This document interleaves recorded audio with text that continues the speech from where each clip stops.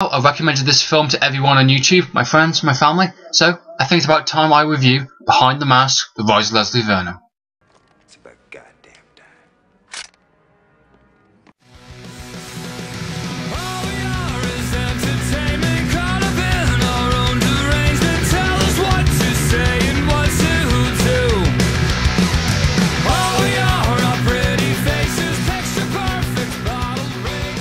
Hey everybody, Andrew here from Media World. So, I'm finally going to review this movie. I'm going to give my thoughts and opinions on the storyline, the characters, the genre, and anything else I think is important to mention when talking about this movie. I'm also going to review the DVD set and the extras and stuff, and why I think you should go out and watch this movie, and better yet, even purchase it.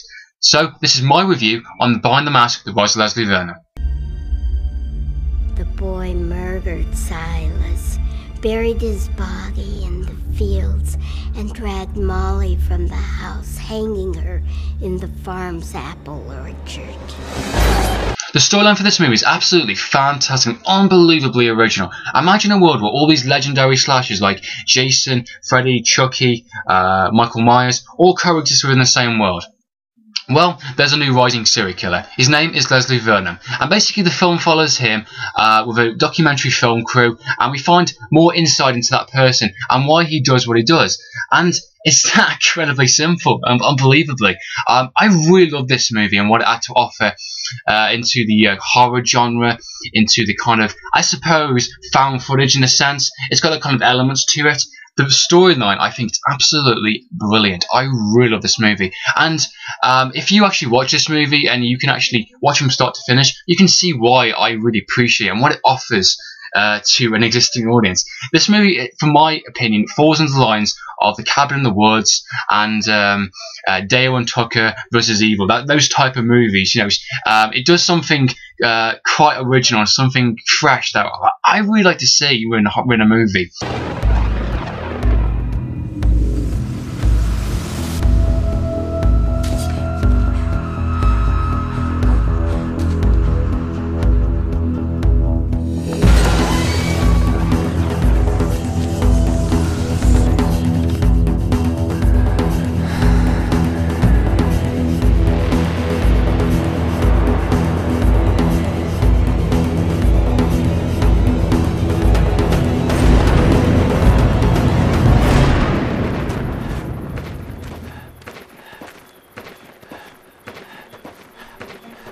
You have no idea how much cardio I have to do. It's ridiculous. The opening of the movie is very deliberately cliche. We get this kind of nighttime setting, and we see this waitress taking out garbage in the middle of the night, and of course there's creepiness going in the background, and it's our killer, Leslie Vernon, and we're kind of taking the piss out of like 70s, 80s kind of slasher movie openings in a sense. You know, we have our, you know, a stalker kind of villain in a sense, and we have our kind of damsel in distress or survival girl type movie kind of thing, and it takes the piss out of that kind of stereotypes. I think that opening is really, really funny, and kind of like it's kind of established what this movie is going to be about in a sense.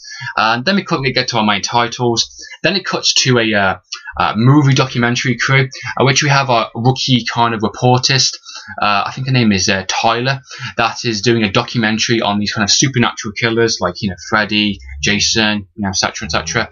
And one of the things I actually do like about this movie, it actually goes to the locations like L Street. It actually shows footage of them going to the L Street, and like you see people running into their houses, and you kind of see what's left of these places after these killers have been. And it's kind of, it works as kind of like a sequel to all those other movies in a sense. I quite like that and the idea of that. And she's basically doing a documentary on like why these killers are doing what they do. You know, why do they feel the need to kill people, and why do they keep coming back? You know, what makes them different? You know, why do they have these like supernatural abilities? And I quite like the idea of that, and how kind of straightforward, honest about it. And they kind of get the wind of this kind of new rising serial killer, Leslie Vernon, of course. They go to the main location, the main house, and of course it's very creepy. It's like a farm-based kind of thing. And who do they find there? They find Leslie, of course. He comes out of nowhere, and he goes, "Hi, everybody." And we find out that this guy is absolutely not harmless at all. He's actually the most nicest guy you could possibly meet. He comes out of nowhere, basically, and goes, "Hi, how you doing?" kind of thing. And he kind of like, hey, I'll give you the tour around the place if you want, you know. And he shows them around the actual farm. He kind of like, they kind of tell him the tricks of the trade and the set. Obvious weapons, I've sabotaged. Says, "Okay, you can come with me. I'll show you how I do it and how how I'm prepping to become this serial killer, and you can film and you can ask me questions and stuff, and that's what the movie's mainly about. It's about this documentary crew getting insight into this new rising serial killer and why he feels what he needs to do, and it's unbelievably smart. The dialogue, wow, I cannot believe it. It's so like, yeah, that makes sense, because the way he kind of describes himself and the way he kind of justifies what he does is so funny and so like, okay, that's fair play, and you kind of like this character. You shouldn't. I mean, like in a very typical kind of slasher movie, you should never like the main villain, but this character, before he kind of puts on the mask and stuff, he's kind of like this nicest guy possible. There's one scene in the movie where he's kind of like outside this kind of high school.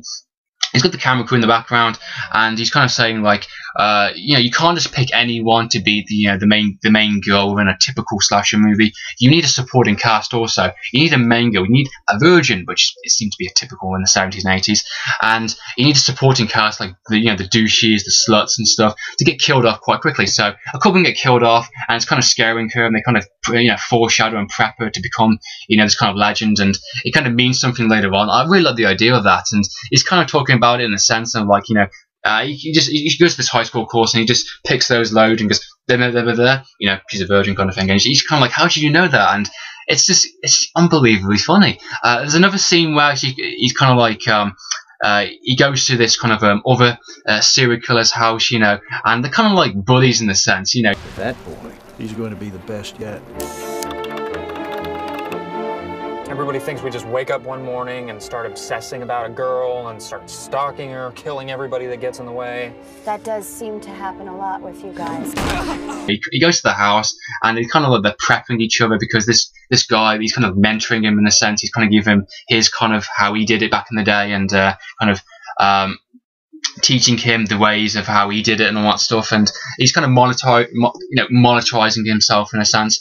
I really like the idea of that. And the guy who plays the kind of the mentor, I suppose, is the actor I think Scott Wilson, who's in the Walking Dead series, many other films, really fantastic actor, and it's quite surprising him. And he's also kind of a nice, kind of charming guy, and he's saying the kind of dialogue where he's saying like, I used to kill people back in the old day, and he's kind of like saying like, back in this day, 60s and all that stuff, it's very different from today, because you need to be very active, very physical and stuff, and we see scenes where he's kind of like training, he's kind of doing these like sprints and runs, and you have to be faster than the actual person, because otherwise you can, you're going to fail massively, become a laughing stock to all the other serial killers. I like the idea of that, and the way he kind of expresses it, it's really fantastic.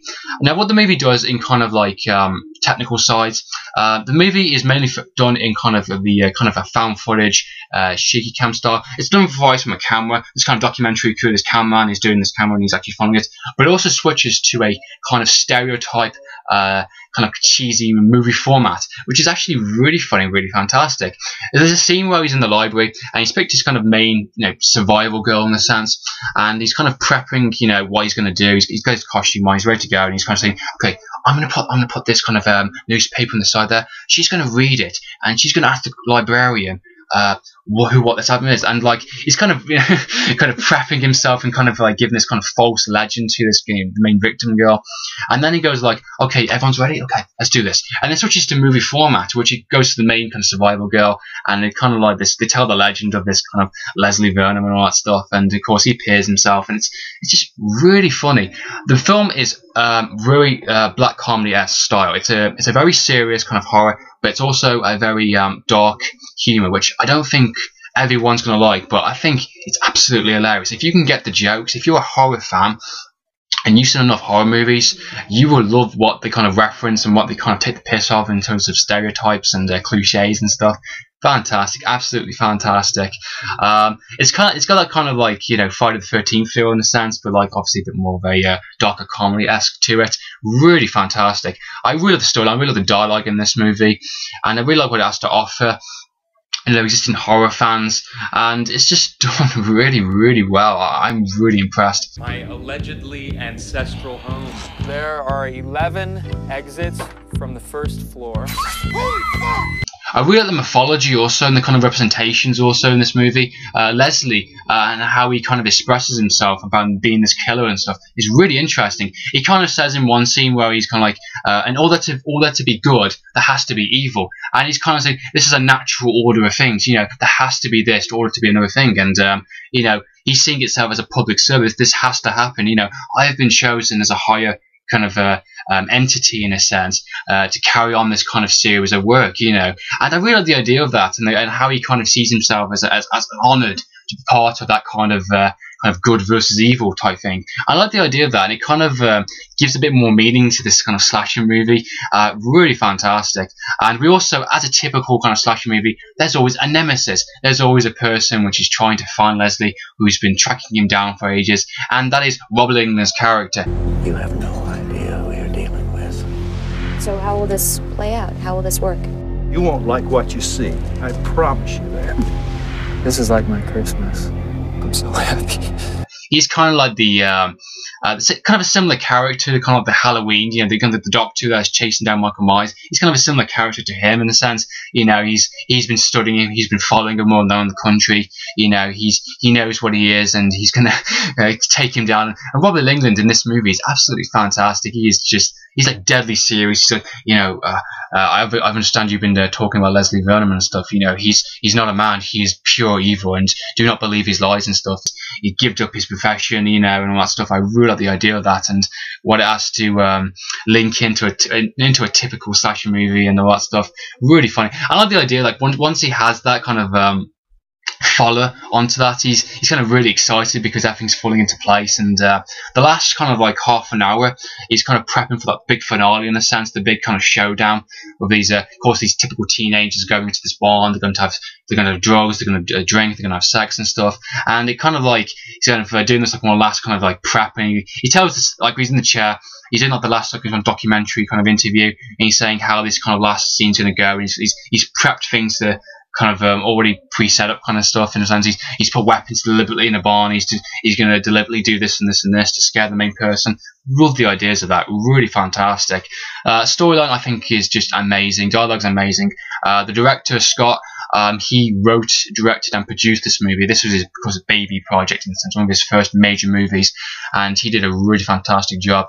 Watching the extras and stuff, he did really well. He co-wrote it also, and he kind of like he adapted the script constantly to his settings, and he worked really hard at making this movie so original and so fresh, and he was very lucky to get these actors also, and the budget that he did, and fantastic stuff. I really like the cast also. We get a fantastic range of characters. The guy who plays Leslie, his performance is astonishing, absolutely amazing. He's a likable character from start to finish. He's also a really good menacing kind of slasher killer also. His dialogue that he kind of gives out is amazing. A lot of it's improv also. They said in the extras that some of it's just like on the spur of the moment. The main rookie reporter, she's kind of funny also, because she's kind of like, even though he's a killer, he's kind of like supporting him and kind of thing. And she's a really good character also. She's really good. She's been like in 24 series, so pretty fantastic actress. Of course, Rob England, of course, amazing. You don't say much more about him, and he really liked the project also, what they had to offer and the extras and stuff. We also get that what was her name? I can't pronounce her name, but this character, she's from the Poltergeist movie. Yeah, she's kind of like the librarian. She kind of tells the legend in a spooky way, in a sense. Really funny stuff. And yeah, the cast, top notch. There's not a single actor which I did not like. Even the camera crew were really funny and kind of likable characters, and the teen characters, the typical kind of douchey characters and sluts and stuff, they get killed off. They get typical way. Even them ones I like, because I know what's going to happen to them in a very typical kind of way, and it's very funny. The genre is, of course, kind of taking the piss in the sense of the cliche 70s slasher movies, but also kind of giving it a bit more of a mythology, giving a bit more of a kind of reasoning for it, and why there has to be, in order to be good, there has to be evil in a sense. I like the ideas of that. I think anyone that really likes the horror movies, I really appreciate this movie, what it has to offer, and really likes the kind of originality of it. It's the same with Cabin in the Woods. Cabin in the Woods could take the piss of those stereotypes and give it a bit more of a meaning, and seeing it, behind the the guys behind the crew setting off all the gags and stuff, and setting off all these creatures and stuff. It's very similar start to that, and I think people really appreciate this movie, what it has to offer. It's really fantastic. Overall, I thought the story was absolutely fantastic. It was unbelievably original. I love the atmosphere in the movie. I love the humour. I love the kind of the balance between reality, the cameras, and the kind of cliche movie format. I love the acting. I thought it was fantastic. The cast, amazing. There's not a single character I did not like in this movie. I love the script. I love the dialogue. The soundtrack's fantastic. It's one of those movies that's very engaging, and even after the credits, you will still be watching it because there's something extra. There's some really good twists also, which I'll not ruin for you. So I want you to enjoy this movie. So, go out, go and watch this movie. If you can't find it in a rental store, go out and buy it. Trust me, it's worth the money. And it seemed to be quite a hard movie to get now these days. I didn't really see it much on shelves. It's not a hugely popular movie. And I think it should be, to be honest. It deserves more praise than it's getting, in all fairness. So, I recommended this movie to absolutely everybody. So go out, go and watch it, and see what you think at the end of the day. If you're a horror fan, if you like your dark comedies, you're going to enjoy this movie for absolutely sure. Now, of course, I do have the DVD set also. Is it? I paid £4 for this on eBay, brand new sealed, absolutely fantastic price. Really happy to have this edition. Really fantastic artwork also. Of course, you can see the main killer there, Connor's mask.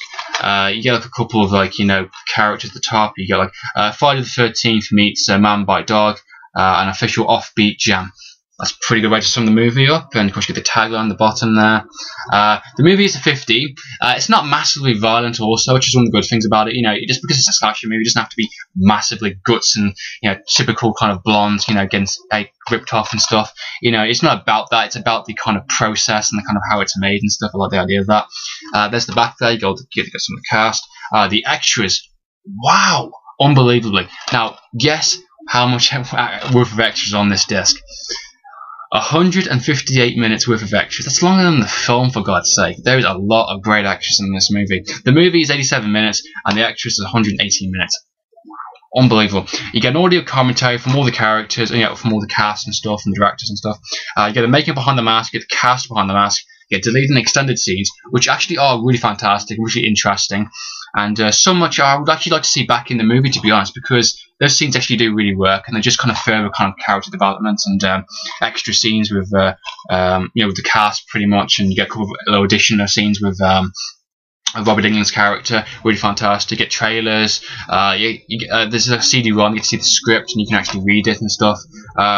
Really fantastic stuff. It goes really depth into how they made the movie, and this kind of video diaries of the director and kind of one-day scripts, and him changing the script with the locations and these kind of set managers and stuff, and kind of the budget they had.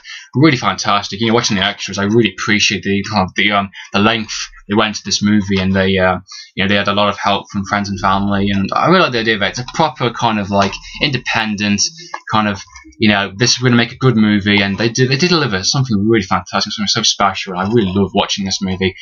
They are making a sequel, which is called Before the Mask. That has been official. They are making a movie, which I'm looking forward to, because I think the sequel is going to be so good, unbelievably good. So really looking forward to that. I'd love to see another movie and kind of the same kind of style. I think it'd be fantastic. Rob Liggins is also coming back. Also, he's coming back to the second one. So even he said he loved the script. So come on, take it on his word, please. I would definitely recommend it on a rental purchase if you can find it. It's not a movie you can get in your local Blockbusters. It's a very hard movie to get in a rental store. Most likely, the best place to do it is obviously buy it online. You can get it quite cheap. There's of course the DVD edition, all the extras and stuff. There is a Blu-ray version, which is actually quite rare, to be honest, but I've been told that it's not really particularly worth it. You get the same extra, you get the same kind of style. I think it's a little better maybe in picture quality, but not really, to be honest. I have no problem with the DVD. I've watched it on my Blu-ray player. Plays fine, nothing wrong with it. Fantastic picture quality and stuff. So yeah, good stuff. If you're a fan of horror movies, go and check it out. Have you seen this movie? I'd love to know what you think. Comment down below, post a comment. I'd love to have a discussion about this movie. I've recommended this to everyone. go and watch it, please. So yeah, that is my opinion on Behind the Mask, The Rise of Leslie Vernon. So yeah, that has been my review. So in the meantime, this is Andrew from TV. Signing out. You have to tell me.